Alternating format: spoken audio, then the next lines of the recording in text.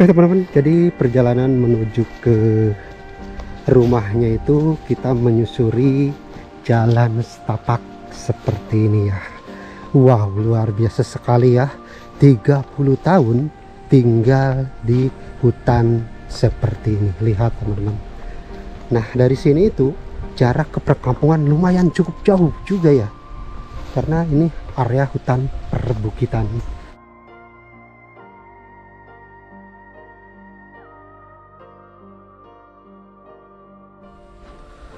Oke, kita lanjut ngobrol sama Bapak Asep. Nah, mungkin banyak teman-teman yang pengen tahu nih kisah kenapa Bapak Asep tinggal di hutan sendirian. Nah, Pak Asep, kisah awalnya kenapa sih Pak Asep ini harus tinggal di hutan sendirian, Pak Asep? Ya, pertama-tamanya itu saya itu korban asmara. Korban asmara. Korban asmara Iya. di perempuan yang saya idamkan. Malu sih malu ya. Saya Iya. kan hubungan itu dari SMP. Cinta pertama lah dari SMP, Iya. SMA sampai ke perguruan tinggi masih ada komunikasi. Nah, dia juga belum tamat mungkin ya. Kemungkinan dia belum tamat, udah ditikah orang, dijodohkan gitu. Iya. Jadi itu masih di bawah Pak Asep umurnya? Jadi Apa? hampir 1 tahun beda lah. Oh, beda 1 tahun. Beda setahun. Iya. Itu cinta pertama Pak Asep. Cinta pertama. Dengar-dengar Pak Asep itu pas datang ke hutan ini sendirian itu masih dalam kondisi lagi kuliah Pak Asep? Enggak, kuliah saya udah nggak benar di selama 3 bulan juga udah nggak benar, kadang masuk kadang enggak gitu. Tapi masih dalam kuliah berarti ya? Iya. Masih kuliah lah, Udah cuman saya memutuskan, saya keluar aja, keluar. lari ke sini ke hutan daripada saya ugal-ugalan. Iya. Takutnya saya terbawa arus sama hal-hal yang buruk, lebih berat lagi gitu. Itu Pak Asep pas pergi nih ke hutan ini semester berapa Pak Asep? Ya awal masuk. Awal masuk. Iya, iya. Cita-cita saya kan setidaknya saya S1 harus lulus lah, harus Iya. tamat gitu. Iya. Jadi pas ada ini ya, ada macam apa? Tergoncang lah. Tergoncang hatinya pergi ke hutan ini. Ke hutan ini. Gara-gara korban asmara. Asmara ya. Kan saya kalau bahasa Bandung tuh okem lah. Preman gitu, preman jalanan. Istilahnya saya kan suka ugal-ugalan main band gimana. Nah, mungkin dia itu kan orang yang khusus melaksanakan ibadah-ibadah ya. Kalau masa calon kiai gitu katanya gitu. Jadi Pak Asep ini seorang pemusik? Ya ahli sih enggak, Ya. tapi buat kita sendiri, buat saya sendiri bisa gitu. Waktu itu. Nah, berarti waktu itu Pak Asep punya grup band ya Pak ya? Punya. Pak Asep itu pas di grup band tersebut sebagai apa Pak? Vokalis atau apa? Pemegang melodi. Pemegang melodi, gitaris berarti ya Pak Asep ya? Melodi. Berarti Pak Asep bisa bermain gitar nih? Ya bisa, insya Allah. Bisa. Iya, iya. Jadi di rumah ada Pak gitar?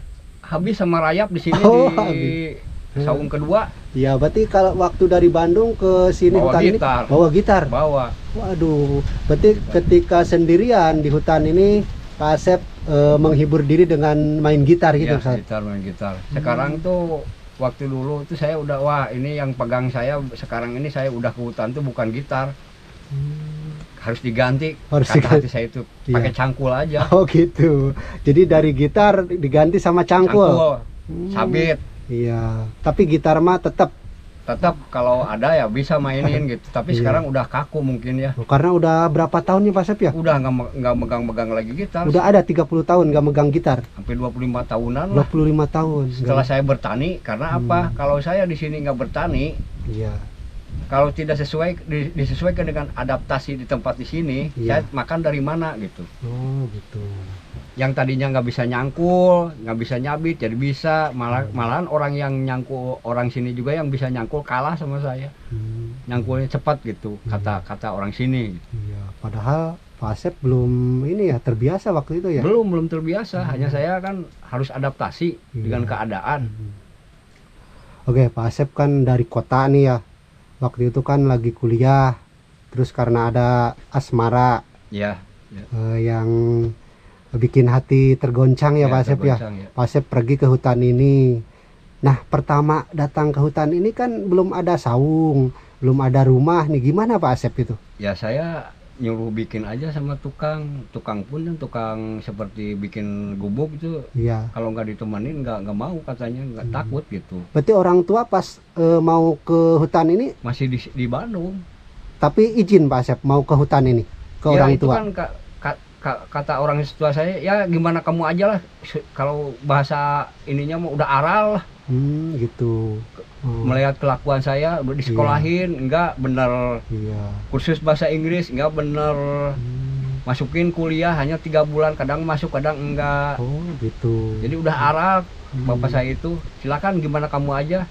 Ntar juga jati diri kamu pasti di sana, nemuin jati diri kamu pasti ditemuin gitu. Kata bapak saya. Iya. Terus awal-awalnya gimana sih Pak Asep kok pengen pergi ke sini, ke hutan, ke tempat terpencil itu? Maksudnya kan tadi tergoncang nih. Terus ada pikiran saya ke hutan aja pengen gitu. tenang aja. Pengen tenang Pengen aja. tenang, nggak mau terganggu lagi gitu. Iya, jadi untuk menenangkan diri awalnya gitu Pak Asep. Ya. Jadi 10 tahun menyendiri ya di rumah ini ya. Ya. Kan saya gini, ada etikat sekolah saya gagal ya. Bercinta pun saya gagal. Iya. Biar terkubur di hutan ini. Gitu. Iya. Dan akhirnya setelah 10 tahun Pak Asep menemukan jodoh di sini. Ya menemukan jodoh itu pun saya tadinya kan nggak akan niat nikah. Nggak ada niatan nikah. Gitu. Udah trauma lah. Iya. Kalau istilah ini udah trauma. Iya. Tapi berhubung ibu saya terus-menerus menangis ke saya di sini. Tolonglah saya, kamu udah nikah. Karena apa? Yang namanya Adam tuh pasti ada Hawanya, ada temennya. Supaya kamu itu ada temennya. Ada teman buat anak nasi, ada yang nanak nasi, ada yang nyuci piring, nyuci pakaian. Nggak sendirian semua dikerjain sama kamu katanya. Sambil nangis istri saya. Terus saya berhubung ibu saya nangis terus, saya sehari nyari perempuan yang betul-betul sesuai dengan hati saya. Kebetulan saya nemu, bukan saya bercinta, bukan saya mencintai, tapi kenapa kok hati saya itu agak menyayangi, kasihan gitu. Tuh awalnya. Terus saya tanyain, kamu udah punya belum? Terus saya bilang ke orang tuanya, Pak saya gini. Ya seperti anak muda lah gimana. Terus saya dapat, ya silakan aja gimana anak saya. Terus saya sama anaknya saya diterima. Malam-malam itu juga saya ke wartel, nelpon ke rumah orang tua. Bu, saya udah nemuin. Kok cepet kamu? Ya besok pokoknya saya mau nikah. Ya jadikan aja. Iya. Rombongan semua ke sana. Ke rumah ini istri saya. Istri calon. Tapi kamu nunggu di rumah, katanya di rumah istri. Ntar kasih aja alamatnya. Nyari-nyari kan berapa mobil ke sana. Udah besoknya nikah. Jadi saya itu nggak bercinta dulu. Langsung gitu. Iya, karena trauma ya, yang dulu ya. Gitu. Kalau bercinta itu takutnya gagal lagi gitu. Jadi mendingan kalau udah ketemu jodoh langsung gitu. Gitu. Nanti bercintanya setelah menikah aja gitu ya Pak Asep ya. Makanya saya nggak pernah bercinta sama istri yang udah almarhum tuh. Nggak pernah. Iya. Nah kebetulan teman-teman, kebetulan istri Pak Asep sekarang udah meninggal dunia ya. Ya kita doakan teman-teman semoga istrinya ini ya diampuni dosa-dosanya dan diberikan nikmat kubur ya teman-teman ya. Nah Pak Asep waktu 10 tahun sendirian. Berarti Pak Asep itu kerja ngapain aja selama untuk mencukupi kebutuhan? Kan ada pembabadan nih. Iya. Dibabad, kebun-kebun tuh dibabad. Iya. Supaya nggak terlalu seperti hutan lah. Iya. Berarti kebunnya milik siapa Pak? Ya milik orang tua. Saya ngelanjutin. Tadinya kan orang tua tuh dapat jatah dari Kodam. Iya. Kebetulan orang tua tuh Purna Angkatan Darat dari Kodam. Nah saya yang nurusin di sini gitu. Iya. Berhubung ada tempat ya kebetulan saya pergi aja ke sini gitu. Berarti pertama kali Bapak Asep datang ke sini kondisi ini kayak hutan atau gimana Pak? Pokoknya nggak ada orang yang berani lah. Sini tuh hanya orang Bandung yang berani duduk berdomisili di sini. Berarti Pak Asep orang pertama datang yang bikin saung di sini. Yang bikin saung di sini. Iya. Nah setelah saya ada ya banyak lalar apa seperti warga-warga warga ke sini. Ya, berarti diawali oleh Bapak Asep Ya, membuka lahan hutan ini. ya. Dulunya masih hutan belukar ya Pak Asep ya, Hutan yang belantara, jarang singgahi orang. disinggahi orang. Itu dulu bilang orang-orang ini hutannya angker nggak Pak?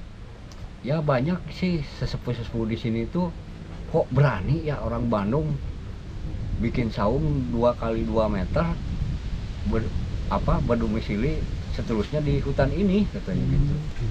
Ya saya pede aja, pedenya apa? Tetap sih yang namanya manusia itu pasti itu udah kepastian digerakkan sama yang di atas gitu. Saya nggak takut apa-apa. Iya. Baik mati atau nggak selalu di hutan. Udah Gitu. waktunya takdir sama Allah mati ya udah mati di tempat ini juga udah mati gitu. Saya udah tekad udah bulat gitu. Iya.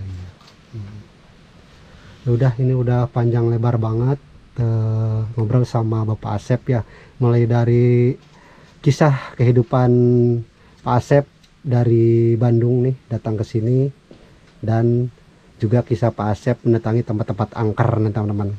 Nah, sekian saja mungkin untuk kisah hari ini bersama Bapak Asep. Nanti kita lanjut ke kisah berikutnya ya teman-teman. Pak Asep, ini ada sedikit dari saya. Ini mah buat beli rokok aja ya Pak Asep ya. Nuhun, Pak. Iya.